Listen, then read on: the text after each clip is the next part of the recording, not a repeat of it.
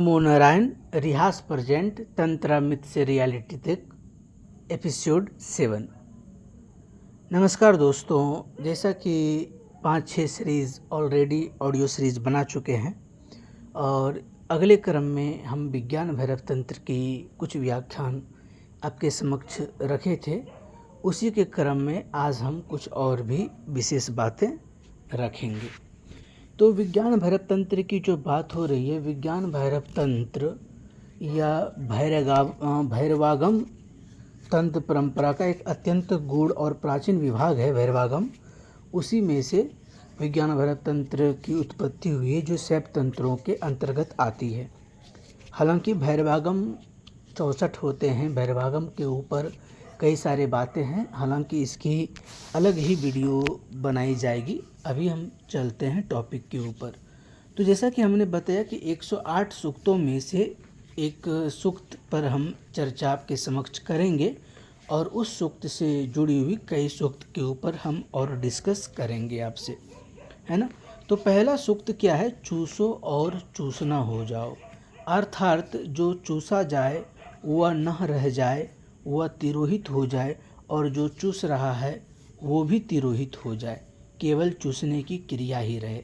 Example के तौर पर समझते हैं कि अगर आप आम चूस रहे हैं तो आप क्या चूस रहे हैं वह भी, उसका भी ध्यान ना रहे, और जो चूस रहा है वो भी भाव खत्म हो जाए, वह भी तिरोहित हो जाए, तो केवल चूसने की क्रिया ही बचे, है ना।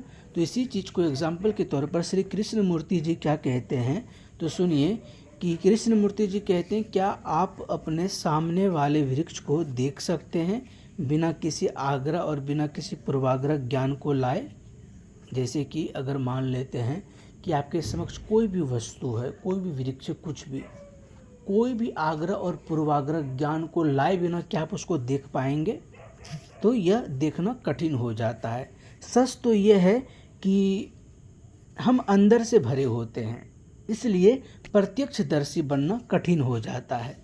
इसी भाव को समझाने के लिए भगवान बुद्ध भी कहते हैं, सम्यक दृष्टि सम्यक ही साधना है। यानी सम्यक दृष्टि के साथ सम्यक दर्शी रहो। अर्थात हर स्थिति, परिस्थिति, क्रिया, घटनाक्रम और कर्म को जो हो रहा है या जो चल रहा है उसे सम्यक भाव से, सम्यक दृष्टि से देखो और देखना हो जाओ।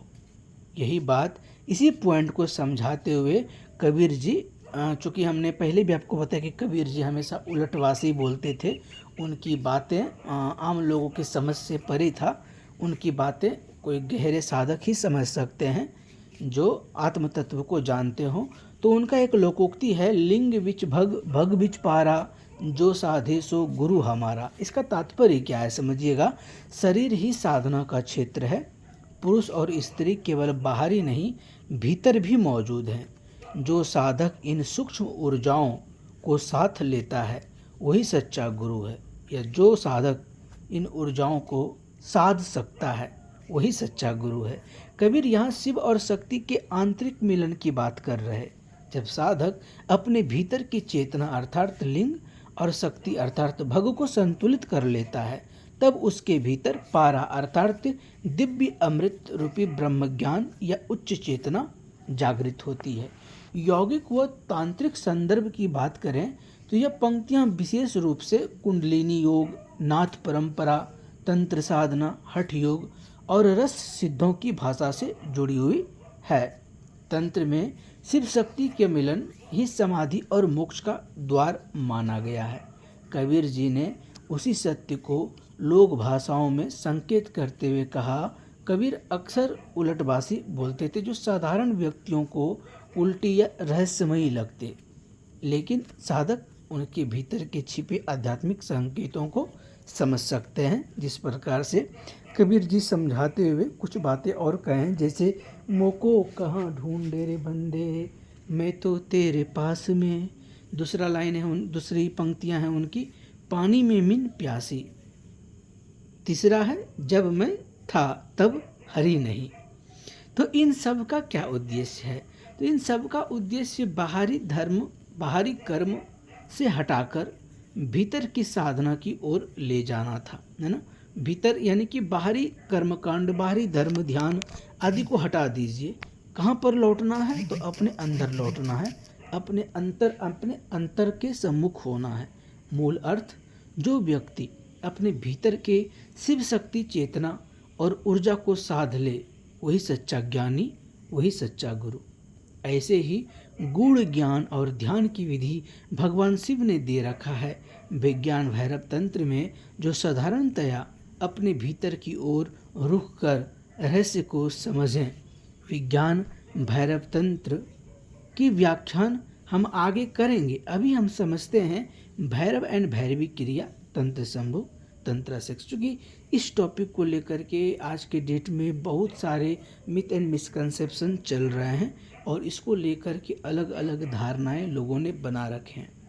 चलिए हम इसी फैक्ट को थोड़ा सा क्लियर करेंगे कि केवल भोग विलास में रह जाते हैं। कैसे कि समझिएगा कि भोग और संभोग दो अलग अलग शब्द हैं, दो अलग अलग टर्मिनोलॉजी है। भोग और संभोग दोनों अलग अलग क्रियाएं भी हैं। अक्सर दुनिया केवल भोग विलास में रह जाते, वो संभोग तो करते ही नहीं। यदि करते तो वो आत्म तत्व को जान लेते। यहाँ हम संभोग को स्पष्ट करेंगे कि संभोग दो शब्दों से मिलकर के बना है, सम प्लस भोग, अर्थात जो क्रिया समकक्ष चले, मतलब जो जो साथ साथ जो क्रियाएं करे वही संभोग है। इसी के लिए फॉर्मूले दिए गए हैं कि योनि जो है लिंग को स्थिर करती है अपने अंदर, और उसके बाद जो तांत्रिक क्रियाएं होती हैं, कुछ प्रैक्टिसेस होते हैं, उस प्रैक्टिस को करने के बाद जो ऊर्जा की जागृति होती है, जो एनर्जी जनरेट होता है या जो अनुभूतियाँ होती है, वो है विज्ञान भैरव तंत्र के गोपनीय गुप्त के 6-7 क्रियाओं के वो रहस्य हैं, जो कि इन 112 ध्यान की विधियों का जो उल्लेख विज्ञान भैरव तंत्र की मिलती है, यह इसकी बात नहीं है। विज्ञान भैरव तंत्र के 112 ध्यान की विधियां जो सामान्य जनमानस के लिए अवेलेबल हैं, लेकिन कुछ क्रियाएं हैं ऐसी जो गुप्त रखी गई, जो गुरुमुखी हैं, जो गुरु परंपरा में, गुरु शिष्य परंपरा में गुरु के द्वारा साधना दीक्षा देने के बाद ही इन क्रियाओं को करना चाहिए। चूँकि इन क्रियाओं को साधने से पहले की तैयारियां बहुत ज़रूरी है, और अगर आप तैयारी करके यह साधना डायरेक्ट साधते हैं तो आप वासना से मुक्त होने के बजाय आप वासना में घिरे रह जाएंगे। खैर, इन तथ्य के ऊपर हम आगे कभी डिस्कस करेंगे। तो समझिएगा, अब हम एक बात और बताना चाहेंगे कि ये जो हमने टर्मिनोलॉजी बोला, यहाँ पर चूसो और चूसना हो जाओ, तो चलिए इसको थोड़ा सा गहराई से समझने का प्रयास करते हैं। इस पंक्ति को आध्यात्मिक और ध्यानात्मक संदर्भ में देखें तो उसका क्या आशय होगा।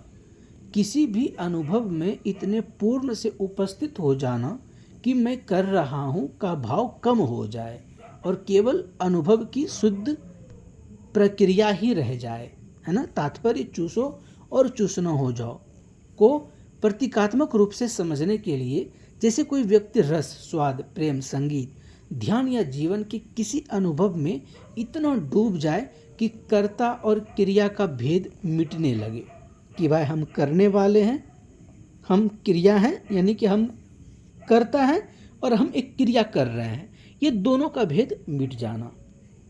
यही वो विचारधारा है जिसको जैन में पूर्ण उपस्थिति के रूप में कहा, तंत्र में ऊर्जा को साथ एकत्व की बात की गई और ध्यान में अहम को वलय करने की बात कहलाती है। संत परंपरा और तांत्रिक भाषा में अक्सर ऐसे प्रतीकात्मक, चौंकाने वाले या देह संबंधित शब्दों का उपयोग इसलिए किया जाता है ताकि साधक केवल नैतिक, सामाजिक सतह पर ना रुके, बल्कि भीतर के अनुभव को ढूंढे। जिस सत्य को तू मंदिरों, तीर्थों और बाहरी कर्मों में खोज रहा है, वह तेरे अपने भीतर, तेरी चेतना, तेरी हर श्वास में उपस्थित है। कबीर जी की कहनी है, क्योंकि उनकी दार्शनिक दृष्टि क्या थी? अद्वैत वेदांत, अहम ब्रह्मास्मि। सूफी मत, खुदा दिल में है। भक्ति परंपरा, प्रेम द्वारा ईश्वर अनुभव। योग का आशय क्या था? आत्मा और परमात्मा का एकत्व।